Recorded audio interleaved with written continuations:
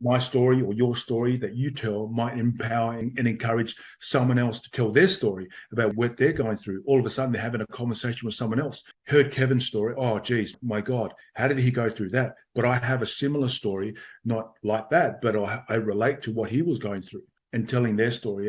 And I think that the more storytellings that we can kind of do, the better it is. I think you're absolutely right. And I think people forget, and a lot of people don't even know that storytelling or stories are 22 times more memorable than statistics or facts. Yeah. So when you tell a story to an audience of any kind, whether that's on a video, like a video podcast, or an audio podcast, like we're doing both here, or whether that's in person on a stage in front of a crowd, or whether that's in a film in which you're portraying a character, but you're telling a story. The story you're telling creates new neural pathways in the brain. Synapses and neurons are firing and connecting, and the audience relates to that story. They literally, their brains sync up with the storyteller's brain, and they feel empathy for what they're going through. But then if you end that story with a positive, hopeful, meaningful movement toward change in their lives, they go home, they do the work, and they stay here. It's amazing.